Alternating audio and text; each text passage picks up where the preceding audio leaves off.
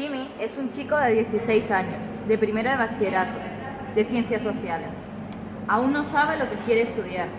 Se está planteando Derecho, aunque Filosofía también le gusta, pero le están haciendo sentir como que no vale para nada, que no tiene salidas laborales. Timmy ve su futuro muy negro. Solo escucha decir a los profesores y en los medios de comunicación que no saben cómo irá este curso, debido a la imposición de la nueva ley educativa, LOMCE. En la tele solo ve manifestaciones sobre recortes, reválidas y 3+2. Aclaremos ideas sobre la LOMCE, ya que existe gran desconocimiento sobre esta en la sociedad educativa. Fue aprobada en 2013 por el ministro de Educación, Cultura y Deporte del Gobierno Popular de Mariano Rajoy, José Ignacio Wert. Esta ley surge en un momento económico y social muy delicado para España, ya que está sumergida en una gran crisis económica y en la que a partir de esta se reduce el gasto público para la educación. Tiene como una función principal disminuir la tasa de abandono escolar, la cual se presenta muy alta. La mayoría de los estudiantes, profesores y partidos de la oposición se oponen a esta ley, ya que la definen como un recorte más del Partido Popular. Además, apoya a la escuela concertada y a la Iglesia. Para ampliar la información como pedagogas, hemos analizado el decreto y la orden de esta ley. Apreciamos la unión neoliberal con el modelo neoconservador. Reproduce un modelo de Estado neoconservador capitalista, considerándose la educación como un mercado, donde los padres son los consumidores y los alumnos el producto. La autoridad total del Estado recae sobre el gobierno, imponiendo una estructura de poder autoritaria, controlando así la educación en su totalidad, valiéndose de leyes como esta. La LOMCE es una ley centralizada. Reorganiza las competencias, además de provocar la ruptura de la homogeneidad de los centros, ya que hay una triple red escolar, pública, concertada y privada, basada en unos ideales religiosos y tradicionales inamovibles, educando con estos principios del fundamentalismo en la escuela, arraigándose la estructura jerarquizada en ellas. Se promueve una escuela destinada a las élites, olvidando los valores como el esfuerzo o la constancia. Los alumnos son examinados mediante pruebas selectivas, reválidas, clivas. Una educación de máximos, acentuándose el darwinismo social en el cual sobrevive el más fuerte. Se promueve un currículum selectivo, inflexible, de tipo externo. No empatiza con el alumno ni atiende sus necesidades, aumentando así el desfavorecimiento social, incumpliendo a lo que Connell llama justicia social. Es irreal, descontextualizado, basado en un proceso de evaluación que selecciona, mediante los estándares que se establecen desde las leyes educativas. Reproduciendo la idea de Gimeno, la LOMCE no presenta un currículum neutro, ya que sin generalizar, los docentes, al impartir sus clases, influyen de manera indirecta e encubierta en la enseñanza de los alumnos.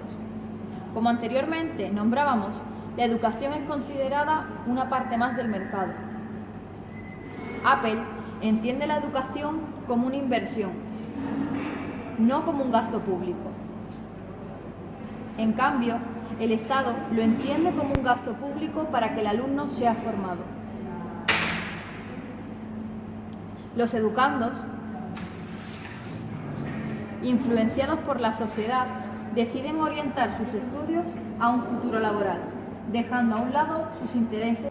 Según Perrenot, al maestro se le plantea una dicotomía sobre lo que debe de hacer a la hora de educar: centrarse en lo académico o en la formación para la vida, plantear problemas y enseñar a resolverlos.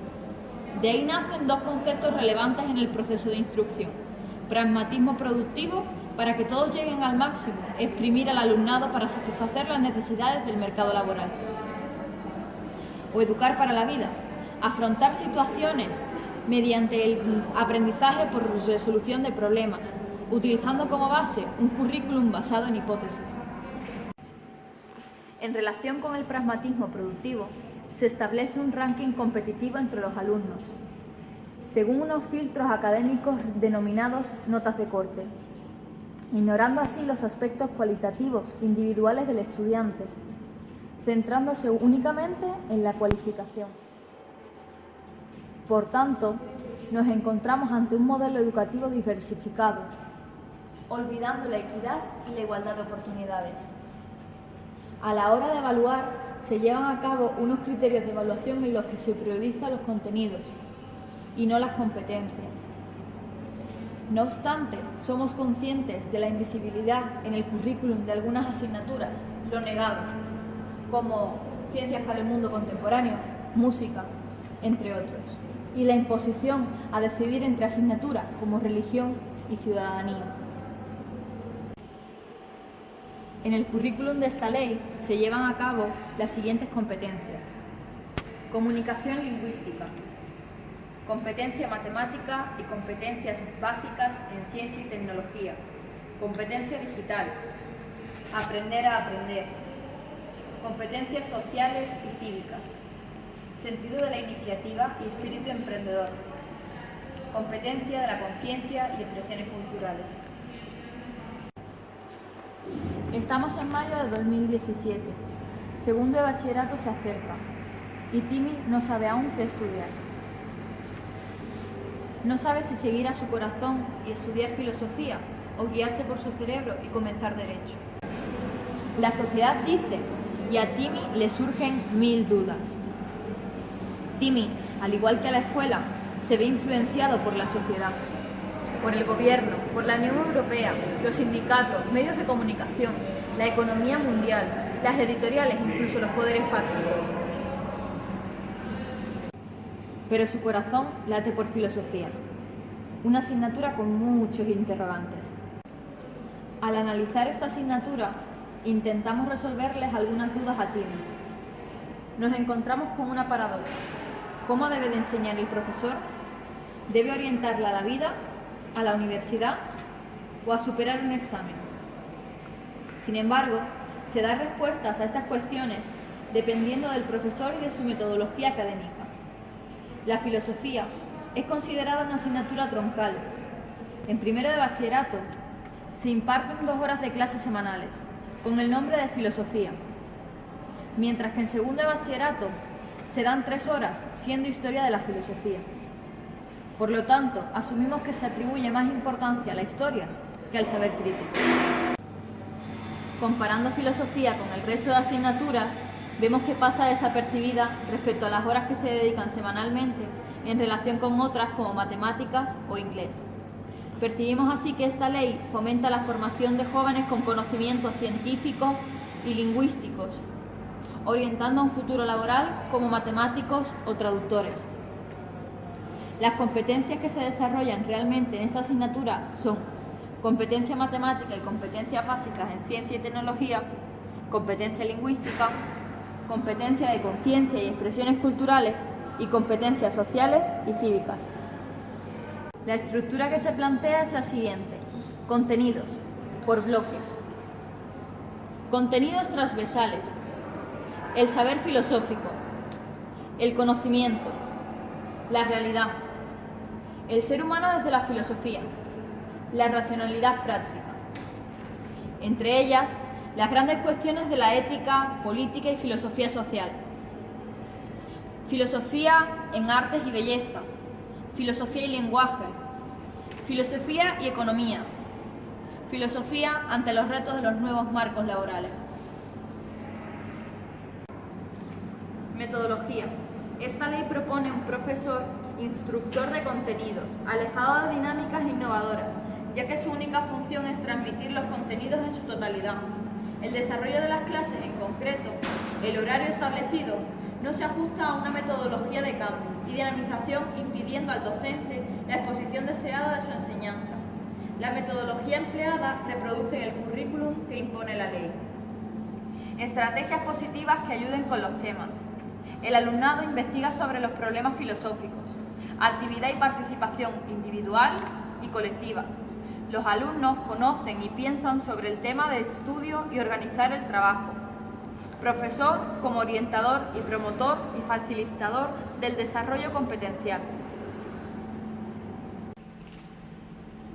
Al igual que la metodología, el correcto desarrollo de los objetivos depende directa e indirectamente del profesorado, reproduciendo el modelo de currículum que ha sido tratado en las ideas anteriores. Valorar la capacidad transformadora, adoptar una actitud crítica, reflexiva ante las cuestiones teóricas y prácticas inspiradas en los derechos humanos, identificar y apreciar el sentido de los problemas filosóficos, identificar los aspectos esenciales de algunas posiciones filosóficas, argumentar de modo coherente, practicar y valorar el diálogo filosófico, descubrir, comprender y reflexionar sobre los problemas filosóficos y analizar y comentar los textos. Hemos encontrado a Timi.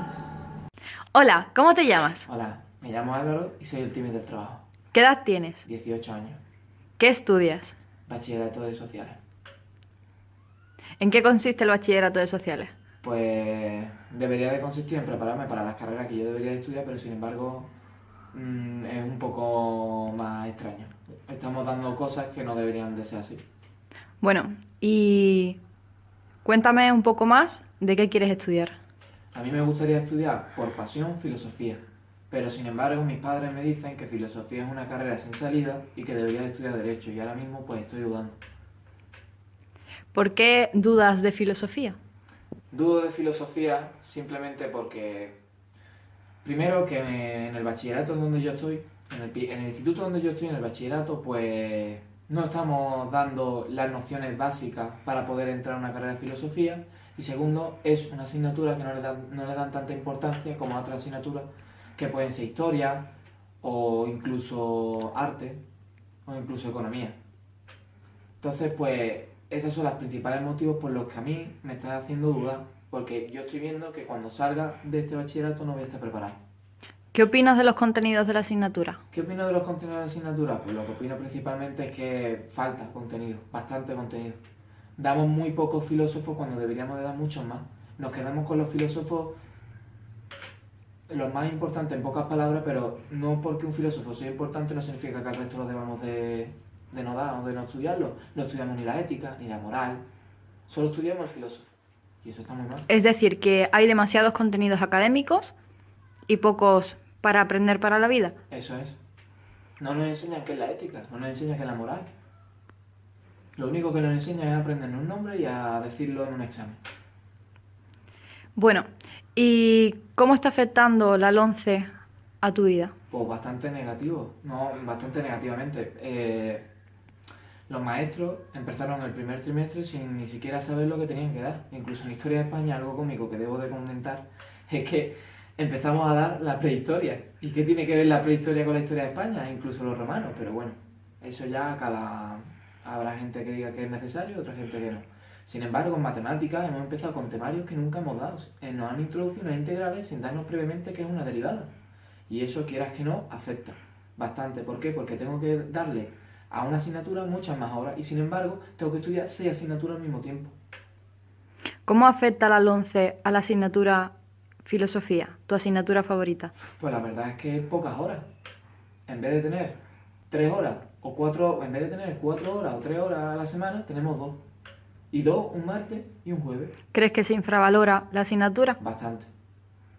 Y eso no es justo porque un filósofo debería de ser igual de reconocido que un economista o igual de reconocido que un abogado. Y eso pues lo provoca principalmente la educación. De por sí ya hay una discriminación hacia la gente que quiere estudiar carreras, entre comillas, que la sociedad no quiere realizar. Bueno, y ya para terminar, ¿cómo te sientes ahora?